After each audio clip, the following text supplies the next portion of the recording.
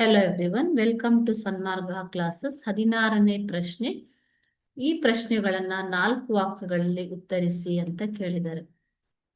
ಪ್ರಸ್ತುತ ಮತದಾರ ಪಟ್ಟಿಗೆ ಹೆಸರನ್ನು ಸೇರ್ಪಡೆ ಮಾಡಲು ನಿಗದಿಪಡಿಸಿದ ದಿನಾಂಕಗಳನ್ನ ತಿಳಿಸಿರಿ. ಮತದಾರರ ಪಟ್ಟಿಗೆ ಹೆಸರನ್ನ ಸೇರ್ಪಡೆ ಮಾಡಲು ನಿಗದಿಪಡಿಸಿರುವಂತಹ ದಿನಾಂಕಗಳನ್ನ ತಿಳಿಸಿರಿ ಅಂತ ಕೇಳಿದ್ದಾರೆ ಮಕ್ಕಳು. ಓಕೆ,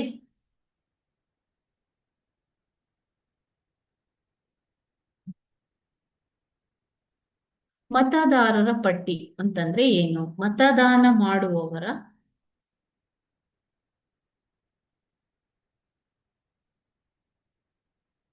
ಮತದಾನ ಯಾರು ಮಾಡೋದು ಮಕ್ಕಳೇ? 18 ವರ್ಷ ಮೇಲ್ಪಟ್ಟ ಎಲ್ಲ ಯುವಕ ಯುವತಿಯರು ಎಲ್ಲರೂ ಮತದಾನವನ್ನ ಮಾಡಬಹುದು ಅಲ್ವಾ? ಮತದಾನ ಮಾಡುವವರ ಹೆಸರು ಹಾಗೂ ಕೆಲವು ವಿವರಗಳನ್ನ ಒಳಗೊಂಡಂತಹ ಪಟ್ಟಿ, ಇದನ್ನ ಮತದಾರರ ಪಟ್ಟಿ ಅಂತ ಕರೀತಾರೆ. ಓಕೆನಾ? ಸೊ ಈ ಮತದಾರರ ಪಟ್ಟಿಯಲ್ಲಿ ಹೆಸರನ್ನ ಸೇರ್ಪಡೆ ಮಾಡಿಕೊಂಡಾಗ ಮಾತ್ರ ನಾವು ಮತದಾನ ಮಾಡಲು ಅರ್ಹರಾಗಿರುತ್ತೇವೆ.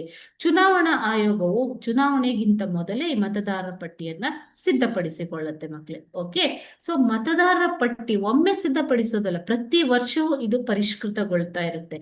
ಹೀಗೆ ಪರಿಷ್ಕೃತಗೊಂಡಂತಹ ಸಂದರ್ಭದಲ್ಲಿ ಯಾರಿಗೆ 18 ವರ್ಷಗಳು ತುಂಬಿದೆಯೋ ಅವರ ಹೆಸರನ್ನ ಮತದಾರರ ಪಟ್ಟಿಗೆ ಹೊಸದಾಗಿ ಸೇರ್ಪಡೆ ಮಾಡಲಾಗುತ್ತೆ.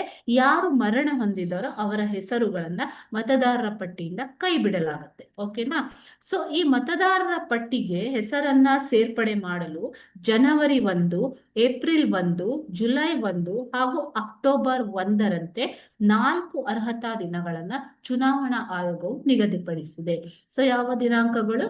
ಜನವರಿ 1, ಏಪ್ರಿಲ್ 1, ಜುಲೈ 1 ಹಾಗೂ ಅಕ್ಟೋಬರ್ 1. ಈ ರೀತಿ 4 ಅರ್ಹತಾ ದಿನಾಂಕಗಳನ್ನ ಚುನಾವಣಾ ಆಯೋಗವು ನಿಗದಿಪಡಿಸಿದೆ ಮಕ್ಕಳು. Okay, thank you.